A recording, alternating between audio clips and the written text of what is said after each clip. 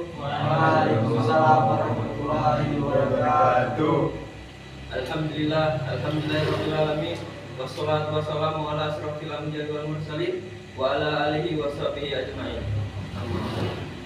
Puji syukur kita atas nikmat dan karunia Allah Subhanahu wa taala, dan tidak lupa pula salawat pada Nabi Muhammad sallallahu alaihi wasallam.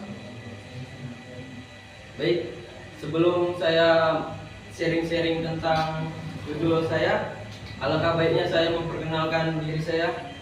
Nama saya Muhammad Arif Sailendra, kampus YAIN Amsah, Cekala, Fakultas Usuluddin Adab dan Dakwah, jurusan Bimbingan dan Konseling Islam.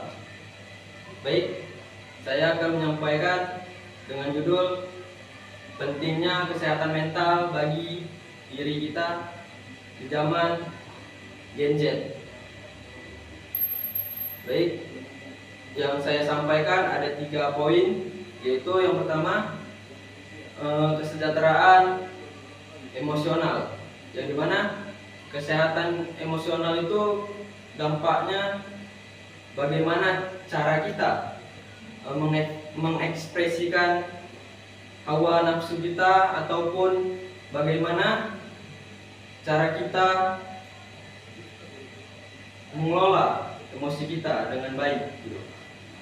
Kebanyakan dari kita, terutama anak-anak muda zaman sekarang kan, emosinya itu tidak tertahan gitu. Apa aja mau diucapkan gitu kan, kasar pembawaannya, perkataan kasar, kotor, toksik. Nah, di situ kenapa judulnya itu pentingnya kesehatan mental bagi kita. Nah, yang pertama itu kesejahteraan emosional. Kita itu harus dapat mengelola emosi kita dengan baik untuk kedepannya. Yang kedua, lingkungan. Tentang lingkungan kita, kesehatan mental itu diukur juga tentang lingkungan kita, di mana sosial kita, yang dimana kita itu hidup di masyarakat, lingkungan kita sosial kan, apalagi kita anak muda, banyak hal-hal dari teman atau saudara atau keluarga kita yang dampaknya negatif gitu. Seperti apa? Seperti teman kita membawa kita ke hal yang negatif. Seperti apa? Seperti judi online. Oke. Terus tuh Itu betul, depo. Selanjutnya masih banyak lagi. Yang ketiga, mencegah gangguan kesehatan mental, yaitu kita sebagai mahasiswa ada 3 tuh gangguannya: depresi, kecemasan yang berlebihan, stres.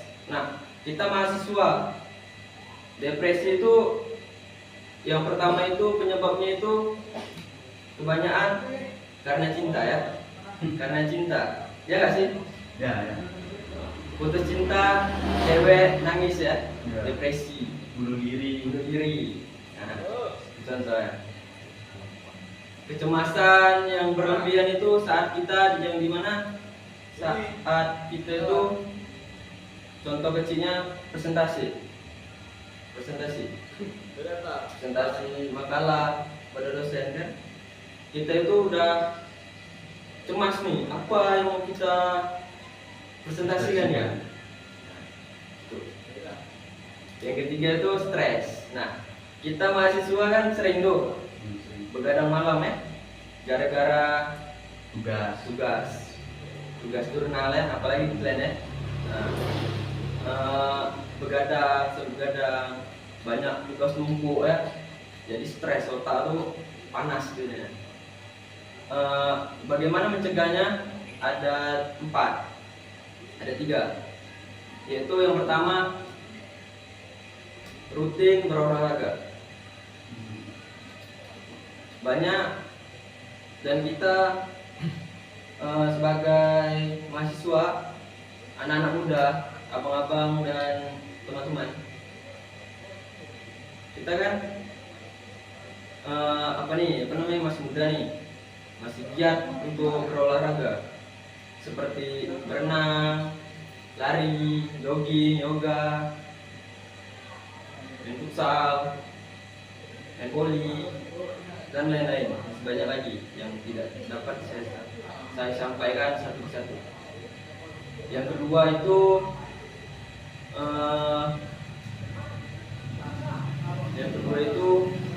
kita berbicara gitu, terbuka kepada orang lain.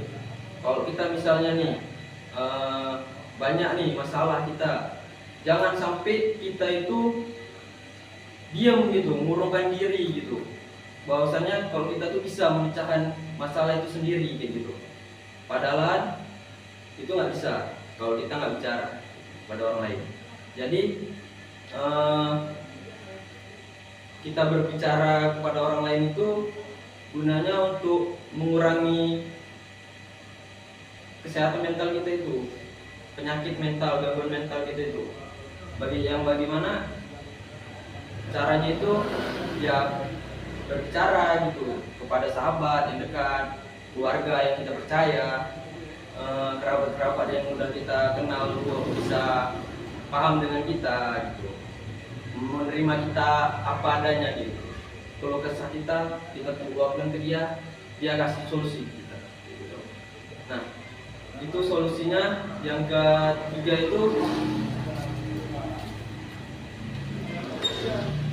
ketiga itu konsisten. Nah, kalau kita konsisten dengan dua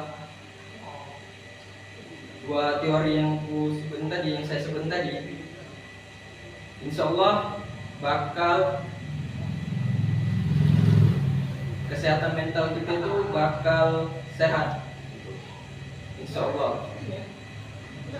Selagi kita mau mengubah diri kita jauh lebih baik, maka kita harus konsisten.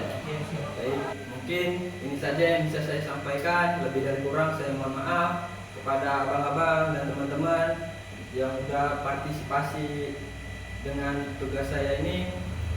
Akhir kata, Assalamualaikum warahmatullahi wabarakatuh. Waalaikumsalam.